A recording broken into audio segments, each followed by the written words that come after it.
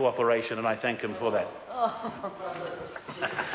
I call the Honourable Clayton Cosgrove. Mr. Chair, I was for a moment I was almost in tears.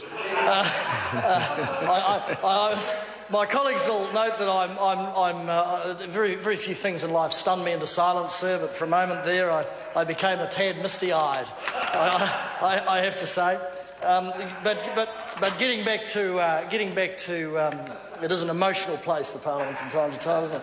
Getting back to this bill, of course, the Labor Party does indeed support this piece of legislation, sir, because it is part of a series of measures, many which were initiated when we were in government, in terms of preserving the integrity and credibility of the financial sector. But I have to say, sir, when I did read the bill, given recent weeks, and where it talked about non-bank deposit takers, I thought for a moment that they were talking about John Banks. Because you could argue that John Banks, sir, of course, was a non-bank deposit taker, and in a number of ways, you know. And I just wonder, sir, when we get to the committee stage, if we could, ask the minister when he's in the chair whether these provisions would apply to all sorts of banks, including the Honourable John Banks, sir. Because I'm sure we could wax eloquently, and in the spirit of Mr. Macleay's sort of fondness for my career prospects, I won't delve into that. Pardon? Did he take a deposit? Does he? Well, the member raises a very not Mr. Macleay. That would be unfair. Did John Banks take a deposit? Indeed, he's voting against the bill, is he? Oh, that's interesting.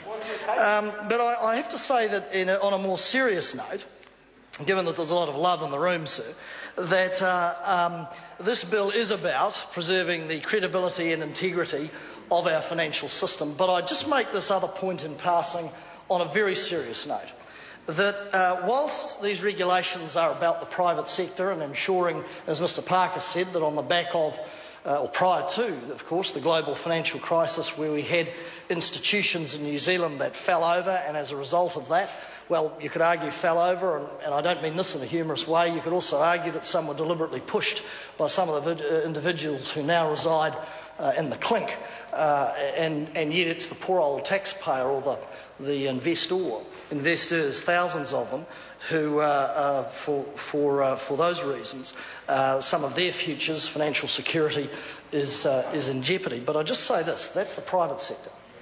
There's also a scheme called the Crown Retail Deposit Guarantee Scheme.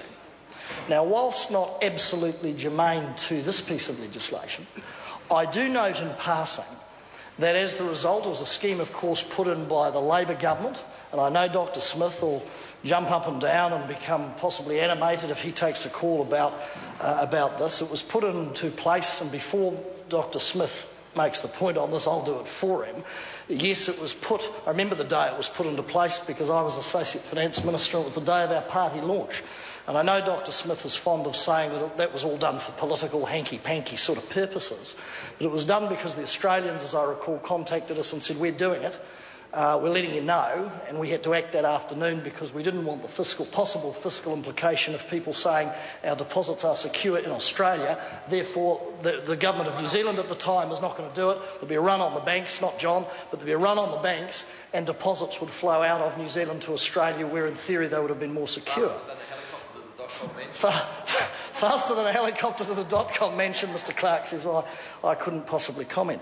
But the point is that that scheme was put in place to ensure deposits, that there was not a run on deposits. And the point I'm getting to, sir, is this, as we return to the bill, because this is an important point. That scheme was then inherited by the government, and we heard before the Select Committee that there was... we think the Auditor-General, of course, did a report, and there was $300 million, possibly even $500 million of excess losses, right? Excess losses that the taxpayer had to pay for, as banks ramped up, because actually, as we were told when the Auditor-General actually came in and spoke to the Select Committee, I recall her saying that there was no written communication between Treasury and the Minister of Finance over a period, I think, of a month or a couple of 3 or 4 months. And so that money just sort of washed out the door. And you could argue that the financial sector gamed the government, because with a guarantee in place that guaranteed every deposit that was put in there, and without absolute. And when you give a guarantee, you have an absolute right to seek information and demand information to ensure you're not being gamed. And for there to be no traffic and no paperwork and no questions asked by the Minister of Finance at the time, Bill English, over a 3-month period, it is absolutely evident in my view and the view of most of us on the committee, on our side, that we were gamed. And it's interesting that Mr Hayes makes an interjection, because I was about to come to Sir Les Patterson. And it's this, that in the committee, and I thank him for reminding me that I had to come back to him, but in the committee when we were actually very concerned that there was not appropriate oversight, and members will recall that the government blocked us from getting Treasury and actually having a proper examination of this. And we wanted to do that because the estimates were $300 to $500 million of losses to the taxpayer. And Mr Hayes interjected in the committee, quote, "That's loose change," unquote. Loose change, unquote. Oh, he denies that now. I'd be very careful denying that on the record, given the number of witnesses were there. But putting that aside, putting Sir Les Patterson's comment aside, sir, that shows that it is not loose change to lose $300 to $500 million. And returning to the bill, sir, the comparison I make is this. No, we were talking about non-bank deposit takers, and I'd already referred Mr Mallard to John Banks.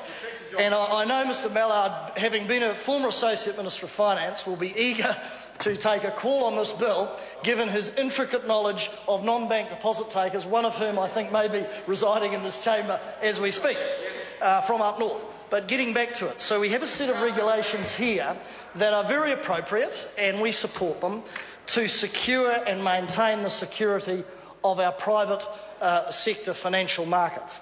But the point I make, in briefly alluding to the Crown Retail Deposits Guarantee Scheme, is that you could argue, because of the lack of oversight from this government, that they were gamed to the tune of $300 to $500 million, that they refused any retrospective oversight by the Finance Committee and had this debated in the Parliament. So you could say, does the government need to up its game in terms of ensuring that there are not unintended financial losses to the taxpayer? I would have thought the loss of $300 to $500 million is not, as John Hayes said to the committee, loose change, unquote. It's a substantial amount of money. So I would argue, sir, if it's good enough for us, and it is, and it should be, and the government has done the right thing, carrying on the work from our previous government, and I'm not point scoring on that. I think both governments, I think, have worked, and certainly Mr Macleay is right on the committee, that we worked well together in the New Zealand's interest. But I think if it's good enough for us to make sure that there are strict requirements on the private sector in terms of non-bank deposit takers, and ensuring that the private sector's integrity and credibility is locked in, and therefore there is confidence is maintained to invest in that market and in that sector, that the government has an equal responsibility, Mr Speaker, an equal responsibility to ensure its house is in order. And I just say for the record, it's interesting through the passage of this bill that there's been a lot of appropriate effort put into this, but at the committee and Mr English and every government member has refused any form of inquiry into the Crown Retail Deposit Scheme. And even the Auditor General, when an Auditor General comes before a committee and says there was no written communication between a Finance Minister and his department, that the Finance Minister didn't say, am I being gamed?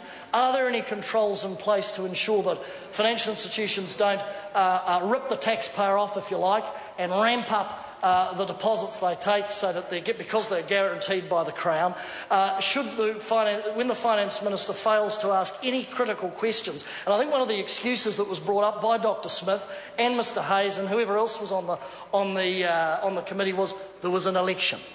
Well, for 3 months after an election, the Finance Minister was derelict in his duty to ask the critical questions as he provided a guarantee to depositors to ensure that the Crown was not gamed. So if it's good enough, I think, for us in this bill, sir, to ensure that there's credibility and integrity around the private sector, I say for the record, sir, it should be good enough for the government and its ministers to at least wake up in the morning and ask the critical questions when you provide a Crown guarantee to deposits. And I know Dr. Smith, as I said, will get up and say it was all politics. The record is that the Aussies went ahead and did it. And if we hadn't have moved on it that very day, there was a potential for a run. That Sunday, there was a potential for a run on the banks. So he'll get up and talk about politics and campaign launches and stuff. But I'll say this, that Sir Les Patterson should get up and tell us why he called $300 to $500 million loose change. Maybe because some of the change is a bit loose between his ears, sir. I call the honourable